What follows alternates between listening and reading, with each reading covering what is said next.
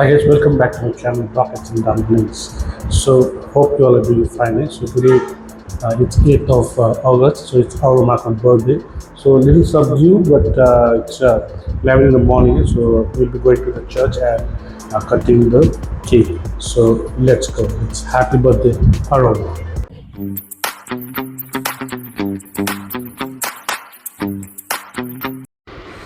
So this guy is sleeping. I think he's not going. You're also going with me? You're going with me? You are not going with me, okay? You're going to stay here. We are picking the cake. It's inside the box. We'll take it back and open it and we'll see the whole cake. Right now you can see just the packing.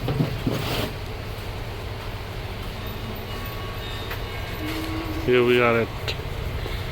Classic Sweets in Jaigaon picking up the cake. Happy birthday to you. May God bless you. May God bless you. May God bless you.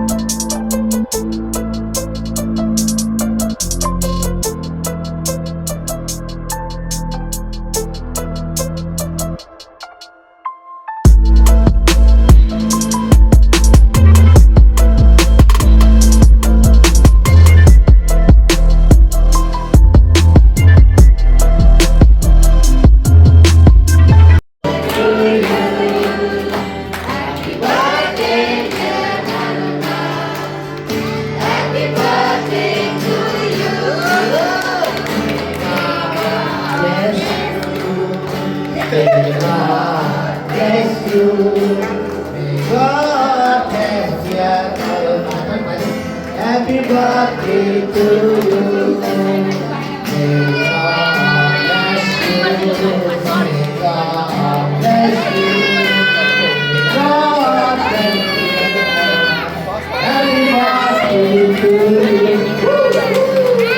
Happy birthday!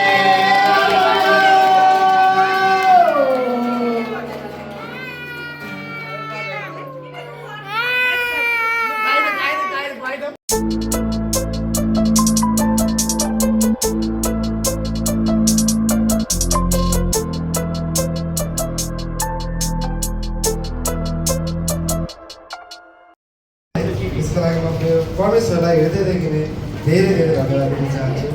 अनि यहाँलाई पनि फेरि पनि धेरै धेरै धन्यवाद मेरो छोरीलाई धेरै आशिष दिनुहोस् अनि परमेश्वरलाई पनि फेरि पनि धेरै धेरै धन्यवाद अनि मेरो हृदयको अन्तस्करणदेखि नै धन्यवाद मेरो श्रीमतीलाई पनि धेरै धेरै धन्यवाद उसको सपोर्ट अहिलेसम्म होइन पछिसम्म रहेको होस् होइन यसैले उसलाई हुर्काउन बढाउन परमेश्वरले हामीलाई पनि ईश्वरको ज्ञान बुद्धि विवेकले भरिदिनु भएको होस् ताकि उसलाई पनि हामीले उसलाई पनि यो सांसारिक जीवनमा होइन आत्मिक तौर तरिकाले परमेश्वरको बाटोमा हिँड्नु सकेको हो भन्दै मेरो शब्द यति टुङ्ग्याउँछु अनि हाम्रो प्राण आत्मा शरीर सबै परमेश्वरलाई सुन्दै आशिष चाहन्छु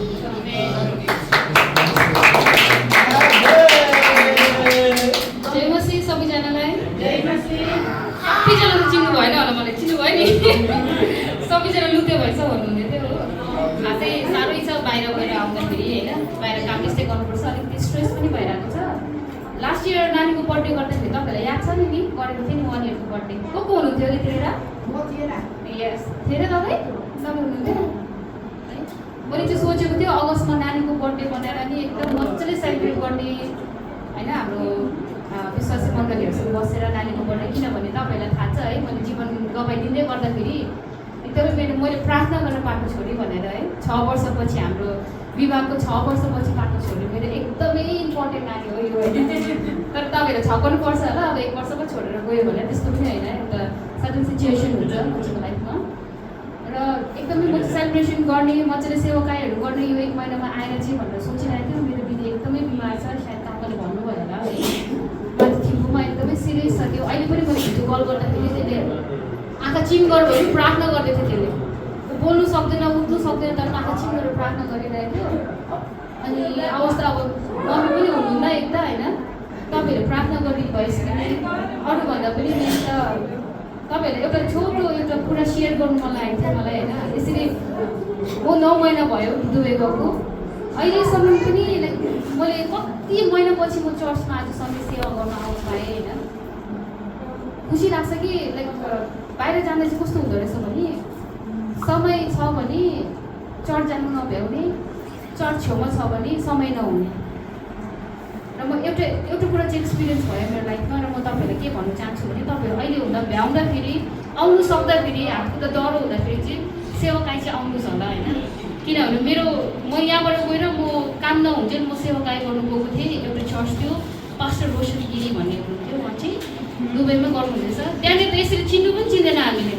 मान्छे पास्टर को हो पास्टर आमा को चिनेन तर वचन सुन्नुको लागि मात्रै मान्छेहरू यति तर्पिन्छ त्यहाँको मान्छेहरू होइन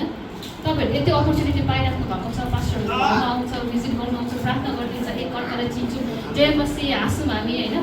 त्यो जतिको ठुलो कुरा केही पनि होइन रहेछ मैले बाहिर गएर थाहा पाएँ यो कुरा होइन तपाईँहरू सेवाकाई गर्न आउनु नछोड्नुहोस् सबैभन्दा स्ट्रङ रिलेसन नै हाम्रो गडसँग रहेछ which is very important in our life है अनि सबै कुरा हुने भनेको परमेश्वरको थ्रुबाट मात्रै हुने आज म बाहिर गएर पैसा कमाएर मेरोमा जति टाइम भयो भने हुने केही पनि होइन रहेछ खासमा भने चाहिँ परमेश्वरमाथि नै हो रहेछ एक कुरा होइन यति चाहिँ के भन्छ यति एक्सपिरियन्स गर्न चाहन्छु म कति महिनापछि मैले काम जाने बित्तिकै 4 महिना काम गरेर बसेर त्यतिखेर चाहिँ मैले सेवाकाई गर्नु भ्यायो मेरो ट्युसडे मात्रै छुट्टी हुन्छ ट्युसडे काहीँ पनि सेवा हुँदैन अनि यति टाढो जानुपर्छ अनि कहीँ गयो भने भाषा बुझ्दैन फिलिपिनहरूको चर्चहरू हुन्छ एफ्रिकनको चर्चहरू हुन्छ होइन भाषा बुझ्दैन वचन सुन्नु पाउँदैन त चर्च गएको मात्रै भएन क्या यसरी वचन सुन्नु पाउनु हाम्रो पास्टरहरूबाट तपाईँहरू यति बिजी भयो कि हाम्रो लाइफमा हामीले कसैको लागि चर्च आउने पनि होइन आफ्नो लागि गर्नुपर्ने समयहरू हाम्रो जस्तो लाग्छ मलाई अब चाहिँ हाम्रो लाइफमा होइन अनि छोटो मैले एक्सपिरियन्स मात्रै सेयर गरेको तपाईँहरूलाई त्यस तपाईँहरू भ्याउँदाखेरि सक्दाखेरि चाहिँ सेवा आइदिनुहोस् होला खुसी लाग्यो मैले त्यतिखेर देखेको मान्छेहरू अहिले पनि देख्नु पाइरहेको छु 1-2जना नयाँ पनि देख्नु पाएन आज पानीको कारणले गर्दाखेरि पनि होला सबैजना भेट्नु पाएन अनि अलिक मन पनि दुख्यो मलाई किनभने मैले त्यो जुन एक्साइटमेन्ट थियो नि मलाई त्यो मान्छेहरू आउँछ अझै पनि भन्ने कुराहरू लास्ट इयर पनि त्यस्तै भएको थियो मेरो नानीको बर्थडेमा नि मान्छे आएको थियो अरे अनि यसपालि पनि तर ठिकै छ परमेश्वरले काम गर्नुहुन्छ हाम्रो जीवनमा अझै पनि र मेरो विशेष गरी मेरो दिदीको लागि प्रार्थना गरेको मेरो भोलिको याद रहेछ मेरो छोरी यत्रो भएछ होइन 9 महिनापछि देख्दैछु धन्यवाद छ तपाईँहरूलाई मलाई यति खुसी लागेको मलाई मेरो नानी देख्दाखेरि पनि होइन कति राम्रो भएछ मेरो नानी हो कि भनेको जस्तो भयो हामी आमा हो त्यस्तो राम्रो छुइनँ त भन्ने पनि भयो प्रभुको आशिष है मेरो नानी कति राम्रो इन्भाइरोमेन्टमा हुर्किरहेको रहेछ अहिले सायद म यहाँ भएको भए पनि यो इन्भाइरोमेन्ट दिनु सक्दिनँ होला मैले होइन विशेष गरी काका मेरो मम्मीलाई विशेष गरी मेरो मम्मी चाहिँ अहिले मेरो नानीको जसले चाहिँ हुर्काउनु हुँदैछ मजाले राखेर दिनरात मेहनत गर्नुहुँदैछ यसको लागि उहाँले नै आज टाइम पाउनु भएन होइन योसँग बसेर गीत गाउने एकदमै नानो लागिरहेछ एकदमै इम्पोर्टेन्ट कामले माथि हुनुहुन्छ जस्तो मेरो छोरी मम्मीको छोरी पनि विमानहरू माथि हुनुहुन्छ होइन अनि धन्यवाद छ तपाईँहरूलाई भोलिको यात्रा छ मेरो प्रार्थना गरिदिनुहोस् होला फेरि पनि फर्केर गएर म स्ट्रङ भएर सबै कुरो बिर्सेर फेरि काम गर्नु कसैले सेवाकाई गर्नु चाहिँ मलाई जुरेको होस् भनेर किनभने त काकाले भन्नुभएको जस्तो साइला दाइ गएको दिनको फेमस भएको त म है यो पेटमा हुन्जेल मात्रै गाना गाउनु सकेको रहेछ मैले सकेको अनि पाएको मैले चान्स जब यो पेटबाट जन्मिने हो त्यहाँदेखि त मैले राम्रो सेवाकाई पनि गर्नु पाएन त्यो त बिहेबारमा बसेको भन्दै भयो ऊ पो सेवाकाई गर्दैछ कुद्दै कुद्दैन त्यहाँनिर धन्यवाद सबैजनालाई यसरी कति बोल्नु मन लागिरहेको थियो मलाई होइन गफ गर्नु मन लागिरहेको थियो समय छैन मेरो लागि छिटोमा थिएँ 1 महिना अस्ति नै आएको आउनु खासमा एमर्जेन्सी आएको खासमा मेरो छुट्टी अगस्तसम्म मात्रै सुरु हुँदैन अब छुट्टै आउँछ म अब यो नयाँ सालको सायद परमेश्वरको इच्छा भयो भने लाइक फेरि आएर हामी सेवा सम्बन्धी गर्ने मौकाहरू पाएको होस् होइन धन्यवाद सबैजनालाई फेरि पनि